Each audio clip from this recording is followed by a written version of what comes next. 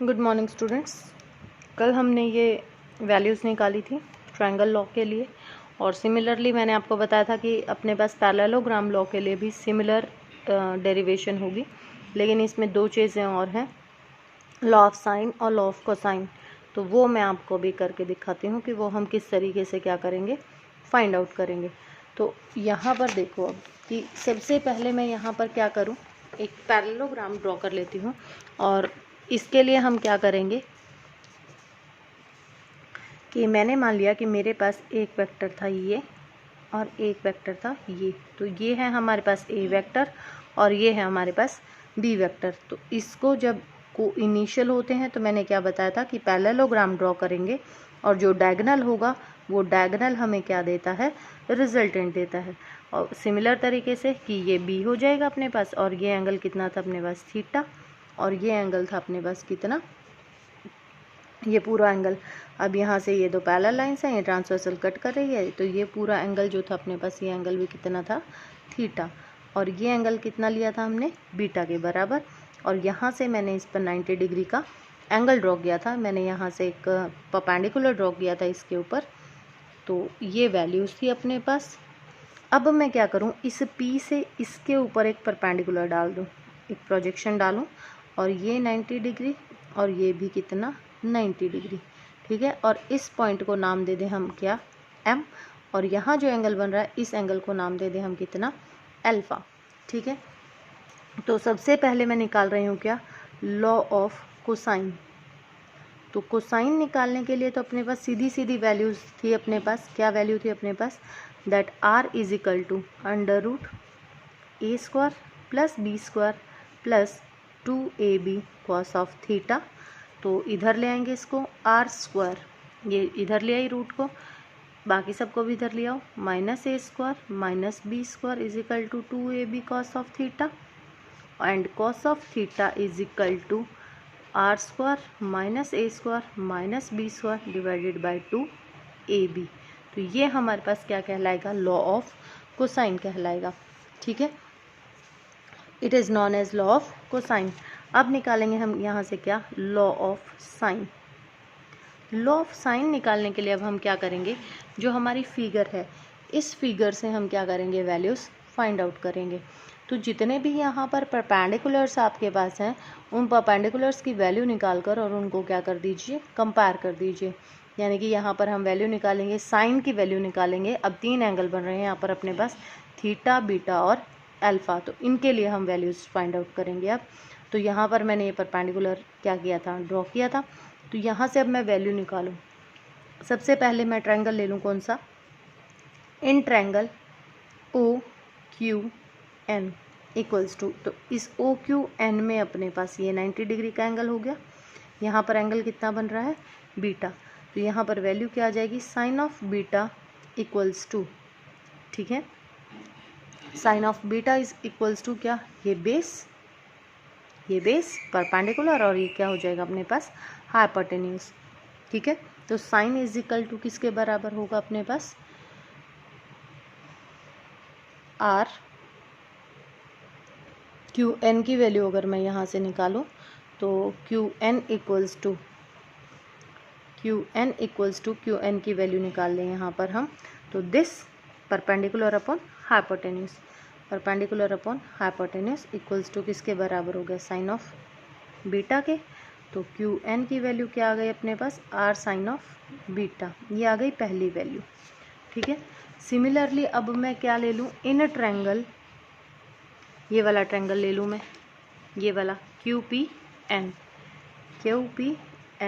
तो यहाँ से क्यू एन की वैल्यू क्या आ जाएगी अपने पास, Q N by B equals to sine of theta, और क्यू एन इक्वल्स टू क्या आ गया, बी साइन ऑफ थीटा, ये आ गई सेकेंड इक्वेशन अपने पास, ठीक है। तो ये भी क्यू एन के बराबर, ये भी क्यू एन के बराबर, दोनों को हम क्या कर दें, कंपेयर कर दें, करो कंपेयर। तो क्या वैल्यू आ गई अपने पास, R sine of beta equals to B sine of theta, ये आ गई अपने पास कौन सी इक्वेशन, थर्ड इक्वेशन। अब फिर से ट्रायंगल ले लूँ मैं, कौन सा, ओ पी एम, ये वाला ट्रायंगल ले लें हम। इसमें ठीक है, ये 90 बन रहा है, तो ये अपने पास क्या होगा, हाइपोटेन्यूज, ये परपेंडिकुलर, और ये क्या हो जाएगा, बेस। तो इस ट्रायंगल से अपने पास वैल्यू क्या आ जाएगी, PM equals to PM perpendicular upon hypotenuse, hypotenuse कितनी A, और साइन ऑफ क्या आ गया, बीटा। तो कौन सा ट्रायंगल लिया था हमने, इन ट्रायंगल POM। तो यहाँ से अपने पास PM की वैल्यू किसके बराबर आ गई, A साइन ऑफ बीटा के बराबर। ये आ गई अपने पास कौन सी इक्वेशन, फोर्थ इक्वेशन। ठीक है, सिमिलरली ऊपर वाली ट्रायंगल ले लूँ, इन ट्रायंगल PMQ। तो यहाँ से फिर से PM की वैल्यू निकाल लें, PM divided by B equals to sine of alpha, और PM इक्वल्स टू क्या हो जाएगा, B साइन ऑफ अल्फ़ा। और ये आ गई अपने पास फिफ्थ इक्वेशन। तो दोनों PM के बराबर हैं, इन दोनों को क्या कर दें, कंपेयर कर दें। तो हमारे पास वैल्यू क्या आ गई, A sine of beta equals to B sine of alpha. ठीक है, और ये इक्वेशन आ गई अपने पास कौन सी, सिक्स्थ। फ्रॉम इक्वेशन जिसमें हमने पहले कंपेयर किया था, फ्रॉम इक्वेशन कौन सी थी, वो थर्ड एंड सिक्स्थ। तो अपने पास क्या क्या वैल्यूज़ थी, वैल्यूज़ लिखो वहाँ से। थर्ड में क्या आया था अपने पास, R sine of beta equals to B sine of theta. ठीक है, और इस इक्वेशन से क्या आ गया अपने पास, A sine of beta equals to B sine of alpha. ठीक है, अब यहाँ से इसको अब हम क्या करेंगे, कंपेयर कर देंगे। तो इस इक्वेशन से अगर मैं वैल्यू निकालूं, तो इस इक्वेशन से वैल्यू क्या आ गई, R by sine of theta equals to B by sine of beta. ठीक है, यहाँ से वैल्यू निकालें तो A by sine of alpha equals to B by sine of beta. ये इक्वेशन हो गई सेवेंथ, और ये इक्वेशन हो गई एट्थ। तो B साइन ऑफ बीटा दोनों बराबर है, तो यानी तीनों आपस में क्या हो गए, बराबर। तो क्या वैल्यू आ गई अपने पास, R by sine of theta equals to A by sine of alpha equals to B by sine of beta, and it is called law of sine. ठीक है, तो इसको हम क्या नाम देते हैं, लॉ ऑफ साइंस नाम देते हैं। और आप चाहें तो इससे क्या कर सकते हैं, वैल्यूज़ भी निकाल सकते हैं। जैसे अपने पास यहाँ पर वैल्यू क्या थी, sine of beta equals to, ठीक है, यहाँ पर हम अगर वैल्यू निकालना चाहें तो इससे और क्या वैल्यू निकाल सकते हैं, sine of beta equals to किसके बराबर है अपने पास, यहाँ से कंपेयर कर दो इसको। तो sine of beta equals to किसके बराबर है, B sine of theta divided by R, और R की वैल्यू थी आपके पास, तो R की वैल्यू क्या है आपके पास, B sine of theta divided by R की वैल्यू क्या है, A square plus B square plus 2AB sine of theta का स्क्वायर कॉस ऑफ थीटा का स्क्वायर। ठीक है, तो ये वैल्यू है आपके पास, और स्क्वायर नहीं 1/2 रूट था इसका।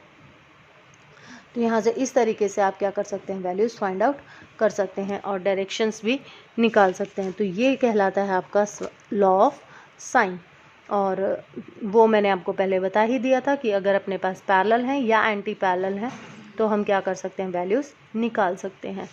अब अपने पास एक चीज़ आती है ज़ीरो रिजल्टेंट। अगर किसी चीज़ का ज़ीरो रिजल्टेंट है अपने पास, तो अगर उसकी वैल्यू क्या आ रही है, उनको सबको मिलाकर वैल्यू ज़ीरो आ रही है, तो दो कंडीशन होती हैं अपने पास, या तो हम उसको क्या करें, ज़ीरो से मल्टीप्लाई कर दें जो भी वेक्टर है अपने पास। लेकिन अगर वेक्टर्स हैं अपने पास और वो ऑब्जेक्ट अपने पास क्या कर रही है, if these vectors are all are joining in the same order, कि अपने पास यहाँ पर क्या हो, जैसे मैं कहूँ कि ये कोई वेक्टर था अपने पास B, ये कोई वेक्टर था अपने पास A, और ये कोई वेक्टर था अपने पास C, तो ये सेम ऑर्डर में अपने पास, और रिजल्टेंट हमेशा कहाँ होता है, अपोजिट ऑर्डर में। तो अगर मान लो आप यहाँ से स्टार्टिंग पॉइंट लेते हो, यहाँ गए, यहाँ आए और वापस यहाँ आ गए, तो आप यहाँ पर जब आ रहे हैं तो आप अपने इनिशियल्स पर पहुँच गए हैं, दैट मीन्स कि आप कहाँ हैं, आपका रिजल्टेंट जो है वो कितना हो गया, आपका 0 हो गया है। ठीक है, when the vectors are joining in the same order, तो इसको नाम दे दे पॉइंट्स को पी क्यू और इसको ओ नाम दे देते हैं। ठीक है, तो यहाँ पर आपके पास जिस तरीके से आपके अब जब ये कंडीशन होती है अपने पास, तो हमेशा जो रेशो होंगे, वेक्टर का रेशो जो होगा वो हमेशा क्या आएगा, बराबर। तो a by O P equals to b by P Q जो उसके साइड होगी, और equals to c by O Q. ठीक है, तो ये रिजल्ट आता है अपने पास when the vectors are called said to be in the equilibrium. तो उनके साइड से भी हम क्या कर सकते हैं, ये वैल्यूज निकाल सकते हैं। And next one is Lami's theorem. Lami's theorem, इस थ्योरम का सिर्फ और सिर्फ आपके पास रिजल्ट है, और रिजल्ट क्या कहा गया, जो इसने स्टेटमेंट दी थी वो क्या कही थी कि if 3 vectors acting on a point are in equilibrium. इसने पहले कह दिया कि अपने पास जो वेक्टर्स हैं वो वेक्टर्स किस में हैं, इक्विलिब्रियम में है, कि ये सी वेक्टर है, ये कोई बी वेक्टर है, और ये कोई हमारे पास क्या है, और these are acting on that point, और ये पॉइंट जो है अपने पास ये किस में है, इक्विलिब्रियम में है। Then the each force is proportional to the sine of angle between the two others. यानी कि अपने पास, जैसे अपने पास मैं यहाँ पर एंगल्स और मान लूँ कि ये एंगल अपने पास अल्फ़ा है, ये एंगल बीटा है, और ये एंगल मैंने मान लिया कितना है, गामा है।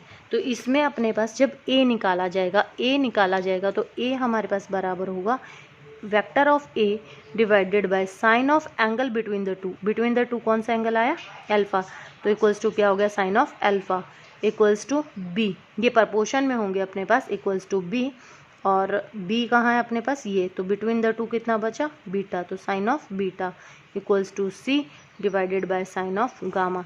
It is called Lami's theorem. और बहुत सारी ऐसी कंडीशन है अपने पास, जब बॉडी इक्विलिब्रियम में होती है तो हम आसानी से लामी लगाकर और उससे क्या निकाल सकते हैं, वैल्यूज़ निकाल सकते हैं। ठीक है, और चाहे तो मैं आगे एक जब आपको कंपोनेंट ब्रेक करना सिखाऊंगी तो तब मैं आपको एक न्यूमेरिकल कराऊंगी, तो वो न्यूमेरिकल मैं आपको लामी से भी करके दिखाऊंगी और कंपोनेंट ब्रेक करके भी दिखाऊंगी। तो इससे जो कैलकुलेशंस हैं वो कैलकुलेशंस बहुत ज़्यादा इजी हो जाती हैं। ठीक है, तो अब कंडीशन क्या क्या क्या है अपने पास इक्विलिब्रियम की, कि अपने पास कोई मोशन ही ना हो रहा हो, तो रिजल्टेंट फोर्स अपने आप 0 है, कोई रोटेशनल मोशन ना हो रहा हो, and having the minimum potential energy. ये इंपॉर्टेंट है इसमें, मिनिमम पोटेंशियल एनर्जी का मतलब क्या है यहाँ पर, कि यानी कि जब अपने पास पोटेंशियल एनर्जी मिनिमम होती है, यानी कि वो स्पेस में नहीं है, जैसे अगर इसको एक तो मैं कहाँ रखूँ, ग्राउंड पर रखूँ, और इसको लटका के रखूँ, तो बहुत सारे ऐसे एक्सटर्नल फैक्टर्स होंगे जो कि इसमें क्या प्रोड्यूस कर सकते हैं, कोई ना कोई मोशन प्रोड्यूस कर सकते हैं और इसको इक्विलिब्रियम में नहीं रहने देंगे। लेकिन जब ये अपने ग्राउंड स्टेट पर होगा, इसको ग्राउंड पर जब हम रख देंगे तो ऐसी पॉसिबिलिटीज़ क्या हो जाएंगी, कम हो जाएंगी। ठीक है, next one is equilibrant vector. Equilibrant vector, जैसा कि नाम है इक्विलिब्रियंट, इक्वल, यानी कि अपने पास, अब इक्विलिब्रियंट का मतलब इक्वल से यहाँ पर क्या है, कि जब दो या उससे ज़्यादा वेक्टर्स जब एक बॉडी पर एक्ट कर रहे हों एट द सेम टाइम, ठीक है, और एक सिंगल वेक्टर उसको क्या कर ले, इक्विलिब्रियम में ले आए। जैसे मैं आपको एग्जांपल दूं कि अपने पास जैसे आपका डेस्क है, तो उसके इस तरफ 2 स्टूडेंट्स उस पर धक्का लगा रहे हैं, इस तरफ पुश कर रहे हैं, और एक सिंगल स्टूडेंट इधर से पुश कर रहा है, और वो बेंच अपनी ही पोजीशन पर है, वो बेंच अपना हिल नहीं रहा है। दैट मीन्स कि जो इधर से जो लगा है उसने उन दोनों की फोर्सेस को क्या कर दिया है, बैलेंस कर दिया है। Then that single vector is called the equilibrant vector. ठीक है, तो क्या होगी इसकी definition, a single vector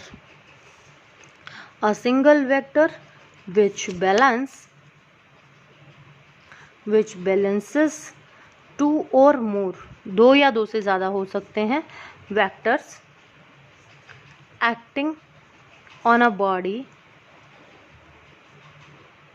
eight the same time is called an equilibrant vector. तो उसको हम क्या नाम देंगे, इक्विलिब्रियंट वेक्टर नाम देंगे। ठीक है, तो अपने पास वेक्टर्स के जो नेचर हैं वो किस तरीके से हैं, तो ये प्रॉपर्टीज़ मैं आपको सिर्फ लास्ट की 2 प्रॉपर्टीज़ कराऊंगी, बाकी आप छोटी क्लासेस में होते मैथ्स में कर चुके हैं। तो अपने पास पहली जो प्रॉपर्टी है, मैं प्रॉपर्टीज़ बता देती हूँ कि अपने पास वेक्टर्स जो होंगे, vectors of the same nature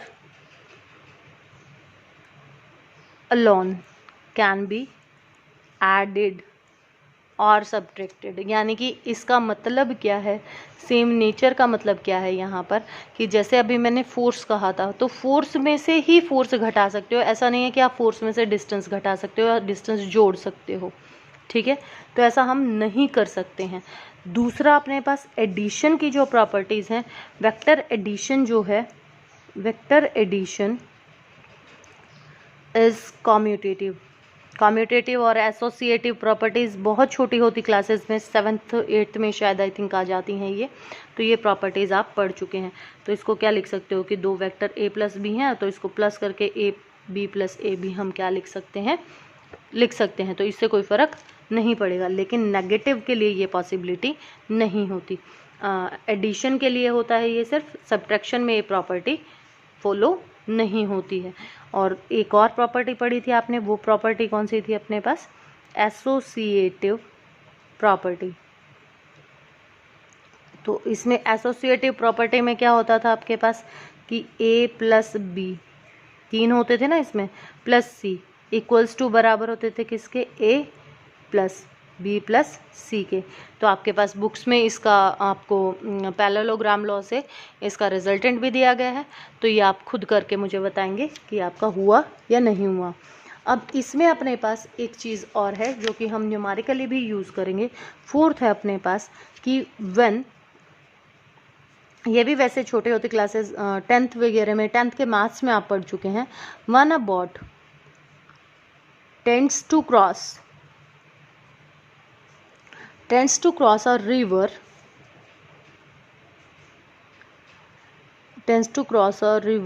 along the shortest path। मतलब क्या है इस बात का कि मैंने मान लिया कि मेरे पास ये क्या है, रिवर है, ठीक है, और अपने पास जो रिवर है वो इस तरीके से बह रही है, ठीक। और जो यहाँ पर अपने पास जो था वो कौन था, यहाँ पर अपने पास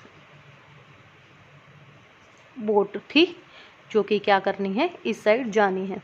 तो ये बोट ऐसे जा रही थी किसी वेलोसिटी v1 से, but it tends to cross यानी कि इसको जाना कैसे है, इसको ऐसे सीधे जाना है।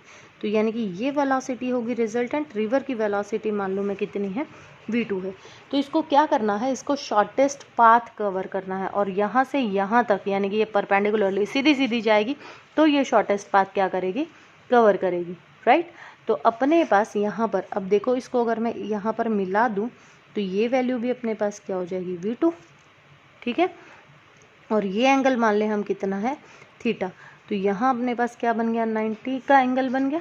तो यानी कि यहाँ से अगर मैं लिखूँ sine of theta is equal to किसके बराबर होगा, v2 बाय v1 के, एंगल आ जाएगा यहाँ से। और इससे आप क्या निकाल सकते हो, वेलोसिटी निकाल सकते हो। तो v की वैल्यू क्या आ जाएगी आपके पास, √v1² माइनस v2², ठीक है, समझ रहे हो ये बात। तो ये वैल्यूज़ आ जाएंगे, आपको v की वैल्यू निकालनी थी। तो v2 ये हाइपोटेन्यूज है, तो अब v1 का स्क्वायर, पाइथागोरस लगा रहे हैं, v1 का square equals to v2² plus v²। तो v2 को इधर ले आएंगे तो ये वैल्यूज़ आ जाएंगी आपके पास, ठीक है। तो यानी कि अपने पास टाइम निकाल दें, यहाँ से टाइम निकाल सकते हैं, टाइम ऑफ क्रॉसिंग रिवर, तो शॉर्टेस्ट है तो शॉर्टेस्ट टाइम लगेगा। तो t is equal to s by v, s the shortest distance, और वेलोसिटी किस वेलोसिटी से ये चले, तो ये वैल्यूज़ आ जाएंगी अपने पास, ठीक है। इसी तरीके से अपने पास अगर हम कहें कि ये कैसे चल रही हो, if it takes the shortest time, तो ये तो टाइम हुआ उसका क्रॉस करने का। अब क्योंकि रिवर, अब ये हम किसके लिए निकाल रहे हैं, शॉर्टेस्ट टाइम के लिए वैल्यू निकाल रहे हैं। तो अपने पास ये थी इस तरीके से रिवर, फिर से वही कि ये जा तो कैसे रही थी, अब ये शॉर्टेस्ट पाथ वेलोसिटी थी ये अपने पास v1। अब क्योंकि ये कहाँ जा रही है, इधर जा रही है, तो अगर हम इसी की ही डायरेक्शन में चलें तो क्या हो जाएगा, वेलोसिटी जो रिवर की होगी और जो बोट की होगी वो जुड़ जाएगी और अपने पास क्या करेगी, ये जल्दी पहुंच जाएगी। और जल्दी पहुंच जाएगी तो दैट मीन्स अपने पास ये क्या लेगी, कम टाइम लेगी जल्दी पहुंचेगी। तो फिर से वही, ये जो डिस्टेंस है इस डिस्टेंस को मैं फिर से क्या मान लूँ, s मान लूँ। और ये जो डिस्टेंस है कि ये यहाँ पर इस किनारे पर यहाँ आकर टकराएगी, तो यहाँ से यहाँ तक का डिस्टेंस में मैं कितना मान लूँ, s मान लूँ। तो ये निकाल सकते हो पाइथागोरस से कि कितना डिस्टेंस उसने ट्रेवल करना है। तो ये जो डिस्टेंस इसने ट्रेवल किया, इस डिस्टेंस को नाम दे दूँ मैं क्या, d। पाइथागोरस से निकाल दो फिर से, x square s square plus x square. आपकी जो बुक है उसमें s ही लिखा हुआ है, लेकिन वहाँ पर s को उन्होंने फिर से ad लिख दिया है, तो s की जगह पर यहाँ पर आप क्या पुट कर लीजिएगा, d पुट कर लीजिएगा। ठीक है, तो अपने पास वेलोसिटी यहाँ पर मैं निकालूँ और वहाँ पर भी s/v1 किया हुआ है उन्होंने, उसको भी आप चेंज कर लीजिएगा। उसको v1 को आप क्या लिख लीजिएगा, वेलोसिटी, वो v है क्योंकि ये अपने पास किस वेलोसिटी से चल रहा है, v वेलोसिटी से चल रहा है। तो time is equal to d by क्या हो जाएगा, v। तो डिस्टेंस ट्रेवल तो कितना हो गया, s square plus x square divided by velocity, ये भी निकाल सकते हो पाइथागोरस से। तो v की वैल्यू क्या आ जाएगी, √v1 square plus v2 square. ये वैल्यू यहाँ पर पुट कर दो, तो v1 square plus v2 square. तो ये आ जाएगा आपका शॉर्टेस्ट टाइम जिसमें कि वो क्या करेगा, रिवर को कवर कर लेगा। ठीक है, इसके बाद हम कल पढ़ेंगे सब्ट्रैक्शन के बारे में, और इसके साथ जो पिछले चैप्टर में मैंने एक टॉपिक छुड़वाया था आपको, रिलेटिव वेलोसिटी। क्यों वो मैंने इसीलिए छुड़वाया था क्योंकि सब्ट्रैक्शन जब आप समझ जाएंगे तो उसके हिसाब से आप रिलेटिव वेलोसिटी आराम से निकाल सकते हैं। तो वो इसी में ही, इस चैप्टर में ही आएगा आपका, तो वो नेक्स्ट टॉपिक रहेगा, तो वो हम कल करेंगे।